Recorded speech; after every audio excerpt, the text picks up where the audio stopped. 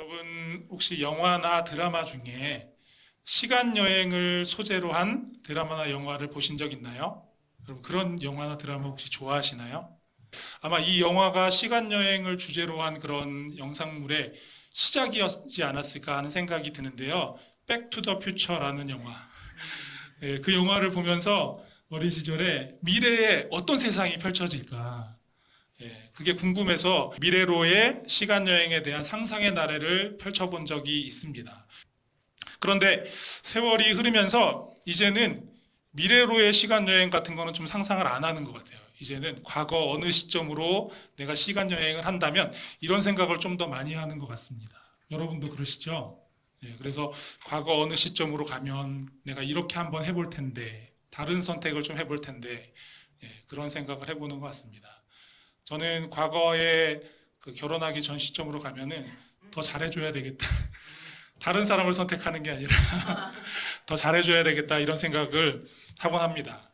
정말이에요. 믿어주세요.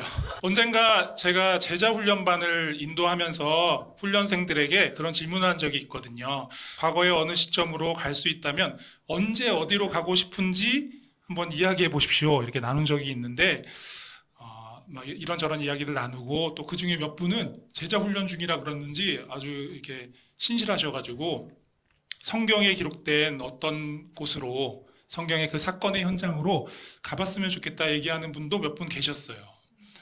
예를 들면 뭐 홍해가 갈라지던 그 역사적인 현장, 예, 한번 가보고 싶은 생각이 들죠. 얼마나 그 장관이었을까. 또 오병이어의 기적이 펼쳐지는 그 순간에 가서 그 오병이어 생선 맛은 어땠는지, 떡 맛은 어땠는지, 예, 그런 것도 느껴보고 싶다라는 얘기를 하신 분도 있었습니다. 저는 과거로의 시간 여행이 가능하다면 다른 것이 아니라 오늘 우리가 읽은 그 말씀의 현장으로 가보고 싶다라는 생각을 해본 적이 있습니다. 왜냐하면 그 게네사렛 호수를 배경으로 많은 사람들 앞에서 말씀을 전하시는 그 예수님의 모습이 예수님의 표정이 어땠을지 그것도 궁금하고요. 그 음성은 어떠셨을지 그 자리에서 정말 직접 예수님의 음성으로 말씀을 들으면 얼마나 좋을까라는 생각을 해보곤 합니다.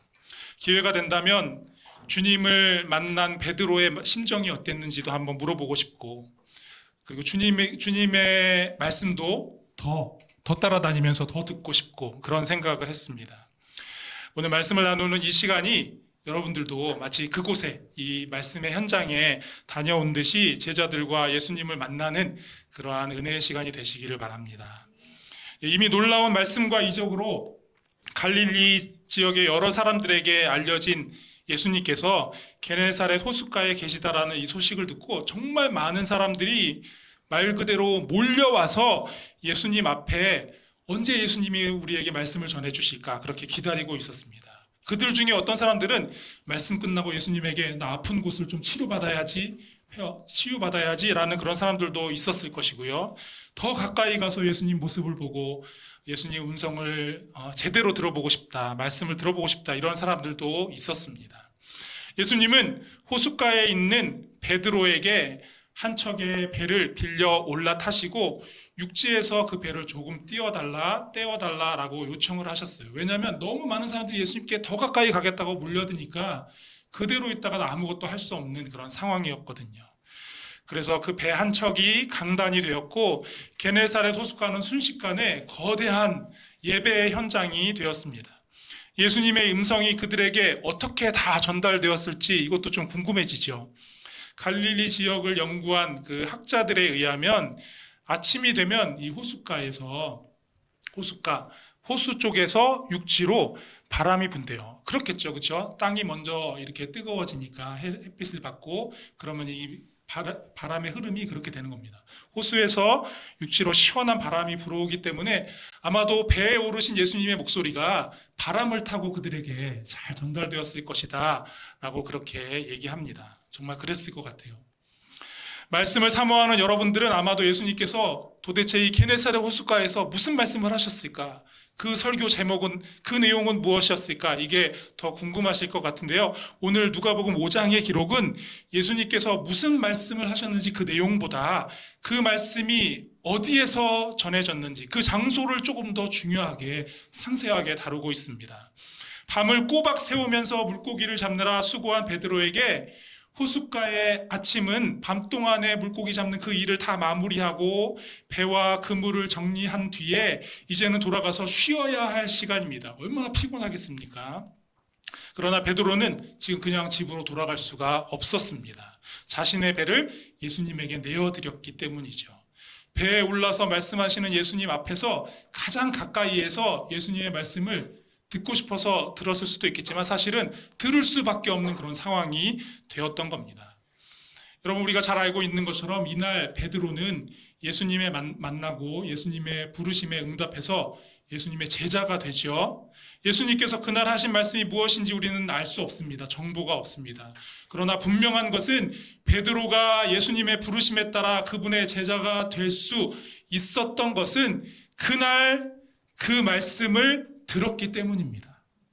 그리고 그가 그렇게 그 자리에서 말씀을 들을 수밖에 없었던 이유는 단 하나입니다. 자신의 배를 주님께, 예수님께 내어드렸기 때문입니다. 여기서 우리가 놓치지 말아야 할 중요한 부분이 하나 있습니다. 베드로가 주님께 내어드린 것은 단순히 배 한 척 의미 이상이라는 겁니다. 그 배는 그의 생계였고 가족을 책임지는 삶의 자리였습니다. 성공과 실패가 수없이 반복되는 현장이었고요. 기쁨과 좌절이 고스란히 스며들어 있는 그야말로 인생의 아주 처절한 그런 공간이었습니다. 그의 땀과 그의 눈물, 자존심과 한계, 그의 희망과 절망, 이 모든 것이 담겨 있는 그런 자리, 그것이 바로 베드로의 배, 예수님께 내어드린 배였습니다. 그렇게 베드로는 자신의 인생의 자리를, 자신의 삶을 주님 앞에 내어드렸다라고 볼 수 있는 거죠. 그날 게네사렛 호숫가로 베드로를 찾아오신 주님은 오늘 우리에게도 찾아오십니다. 여러분과 주님과의 이 소중한 만남이 그저 스쳐 지나가서 금방 잊혀질 만남이 되기를 원하는 것이 아니라면 우리가 주님 앞에서 해야 할 반응은 분명합니다. 우리 삶의 자리를 주님 앞에 내어드리는 것입니다. 내가 계획하고 내가 관리하고 통제해왔던 인생의 모든 영역에 주님이 이제 주인 되어 주시기를 주님 앞에 내어드려야 하는 것이죠. 여러분, 제가 언젠가 성도님에게 들은 이야기가 생각이 납니다. 그분은 공인중개사로 일하시는 분이었거든요. 그 성도님이 언젠가 저에게 와서 이렇게 말씀하시는 거예요. 목사님, 제가 공인중개사로서 이 일을 하면서 신앙인의 양심을 지키는 게 너무 어렵습니다.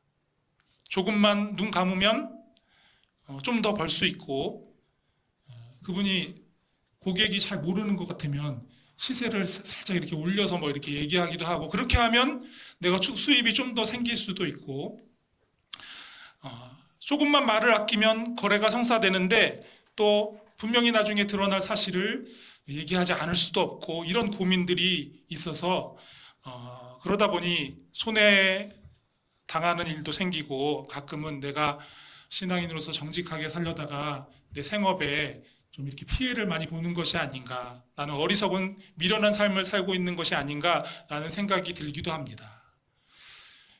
그분의 말 속에는 신앙인으로서 겪는 현실의 무게가 담겨져 있었습니다.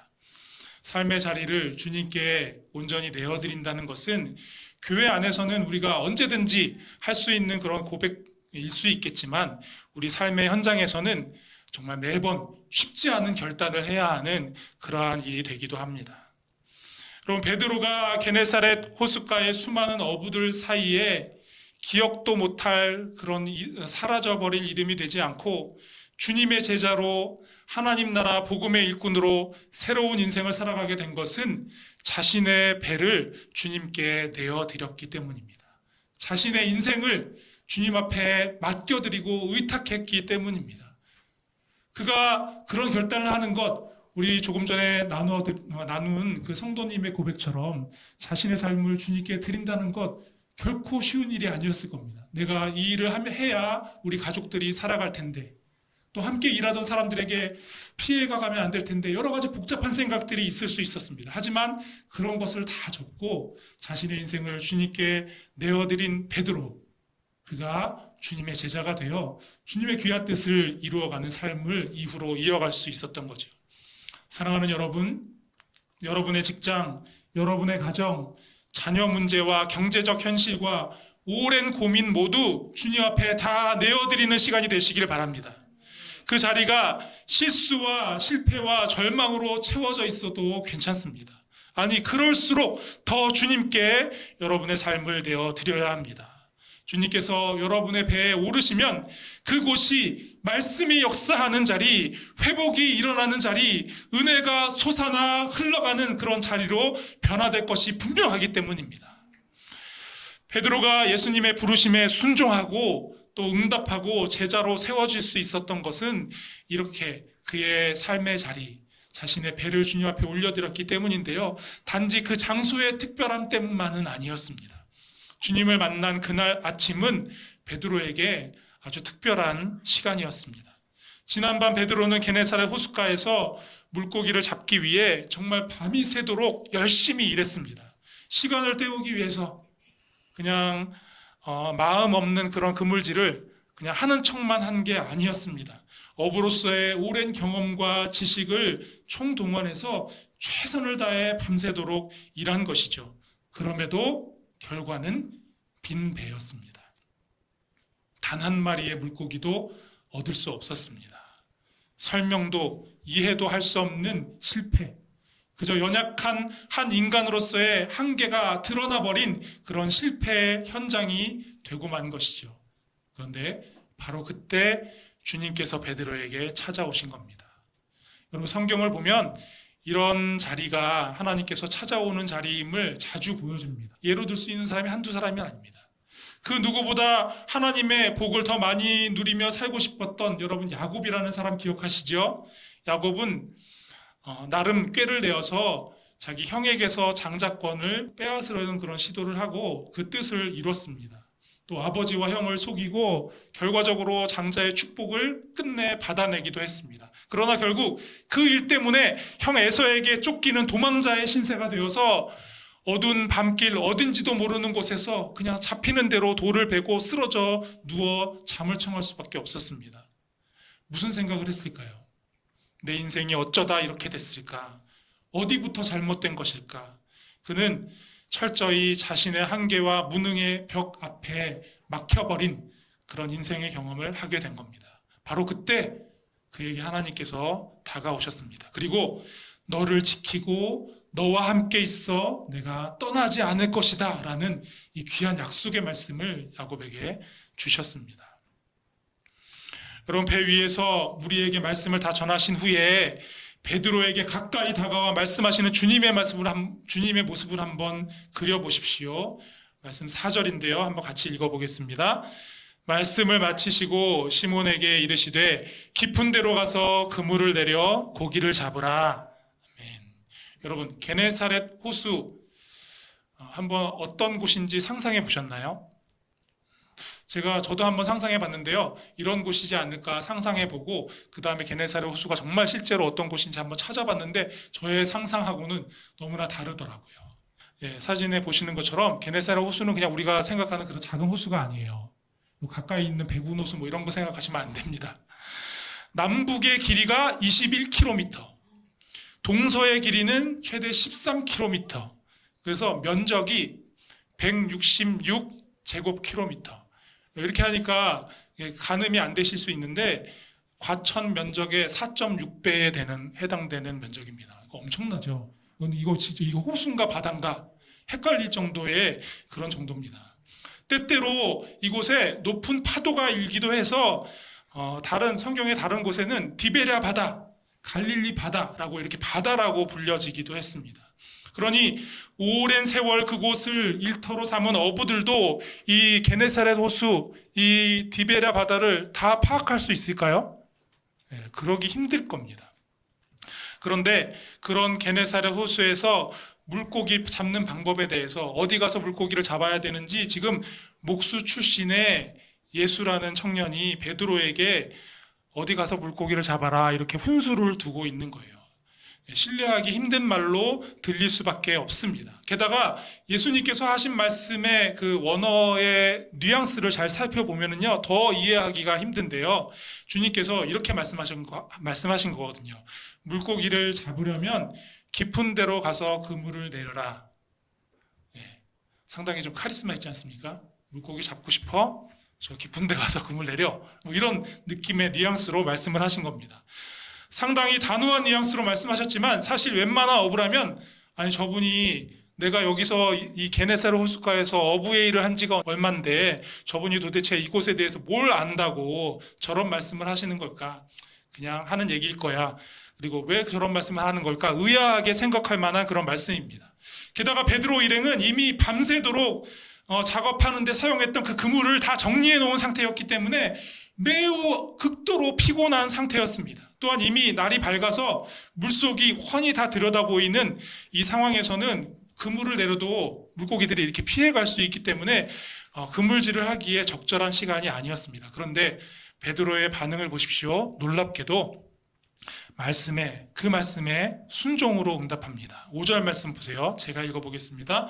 시몬이 대답하여 이르되 선생님 우리들이 밤이 새도록 수고하였으되 잡은 것이 없지만은 말씀에 의지하여 내가 그물을 내리리이다 하고. 아멘. 우리가 이미 확인한 것처럼 여러 가지 상황이 그물을 내릴 수 없는 상황임에도 불구하고 베드로는 말씀에 의지해서 그물을 내리겠다라고 얘기합니다. 그 이유가 무엇일까요?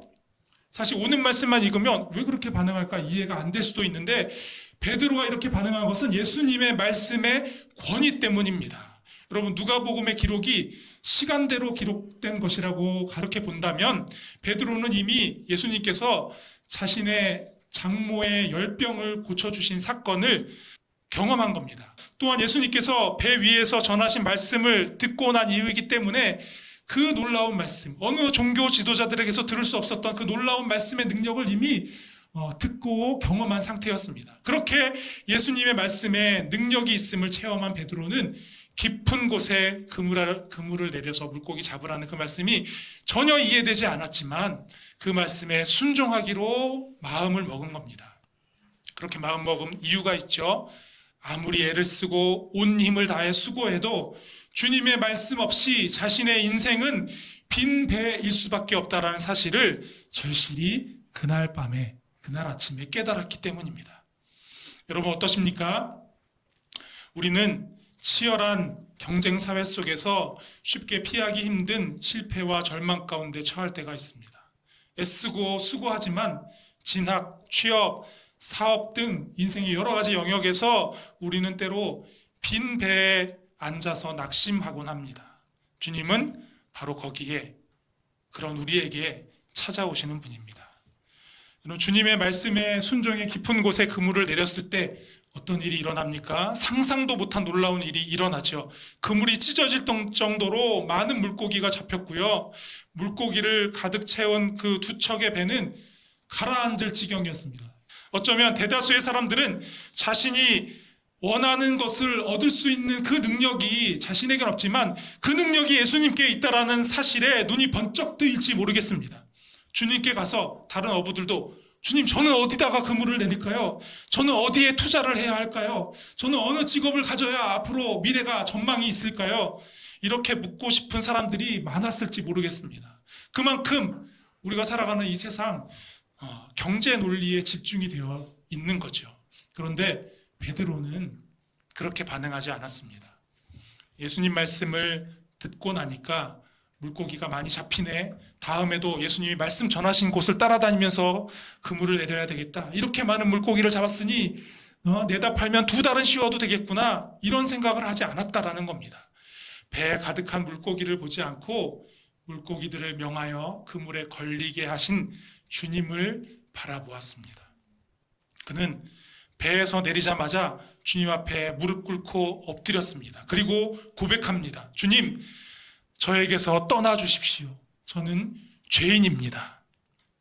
여러분 여기서 죄인이라고 번역된 헬라어 표현을 보시면은요, 아네르 하마르톨로스라는 단어를 사용하고 있습니다. 여러분 이 죄인이라는 의미와 함께 이 단어는 무슨 더 깊은 의미가 어떤 의미를 가지고 있냐면 방향을 잃은 존재라는 그런 깊은 의미를 가지고 있는 단어입니다. 말씀 한마디로 병이 떠나게 하시는 주님, 말씀 한마디로 게네사렛 호수의 물고기를 다 불러 모으시는 주님, 그 주님 앞에 자신의 온 존재가 드러나지 않을 것이 없음을 깨달은 베드로, 그는 자신이 이제까지 어떻게 살아가야 할지를 알지 못하고 좌충우돌 이리저리 방황하며 그 가운데 죄인된 모습으로 살아간 자신의 실상을 주님이 다 알고 계실 거라는 사실을 깨닫게 된 겁니다. 이것을 깨달은 베드로는 배와 물고기를 다 그대로 두고 주님의 부르심에 순종하며 따라 나섭니다. 여러분 배와 그물은 베드로에게 생계였고 정체성이었고 삶을 지탱해주는 안전망이었습니다. 물고기는 수고의 결과였고 성공의 증거였고 눈에 보이는 복이었습니다. 그거를 내다 팔면 한동안 또 풍족하게 살 수 있었습니다. 그런데 베드로는 그 모든 것을 내려두고 예수님을 따라 나섭니다. 이제까지 생업으로 삼던 어부의 일이 의미 없고 부끄러운 그런 부정한 일이어서 그 자리를 떠나려고 하는 게 아닙니다. 인생의 중심, 그 자리를 예수님께 내어드려야 내가 진정으로 살 수 있겠구나.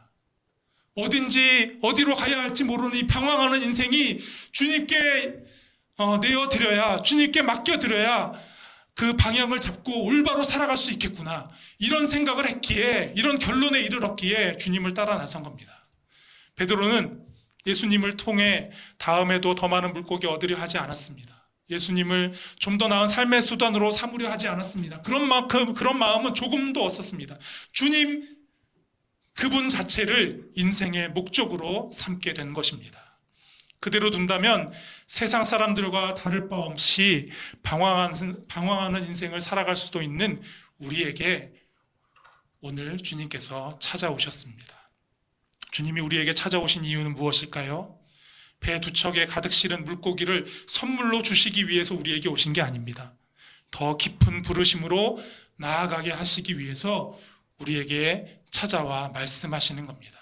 우리를 지으신 하나님의 더 깊은 뜻 가운데로 우리가 나아가야 하겠기에, 그렇게 살아야 하겠기에 우리에게 다가오시는 겁니다. 여러분을 구원하신 주님께서 오늘 말씀을 통해 나를 따르라 라고 부르고 계십니다. 여러분을 불러 나아가게 하시는 더 깊은 곳이 여러분 어디라고 생각하십니까? 지금 여러분은 그곳에서 살아가고 계십니까? 정말 간절히 그러시기를 바랍니다. 그러나 만약에 그렇지 못하다고 느끼신다면 오늘 이 시간 여러분을 지으신 그분의 깊으신 뜻이 있는 그곳으로 나아가시는 여러분 되시기를, 그런 결단을 하는 여러분이 되시기를 우리 주님의 이름으로 축복합니다. 베드로처럼 여러분의 인생을 주님께 내어드리고 하나님의 그 아름다운 뜻에 여러분의 삶을 맡겨드림을 통해 여러분 삶 속에 가득히 이루어지는 아름다운 하나님의 뜻을 목도하고 그 가운데 진정한 하나님 나라 백성으로서의 행복을 누리며 살아가는 여러분 모두가 되실 수 있기를 우리 주님의 이름으로 축복합니다.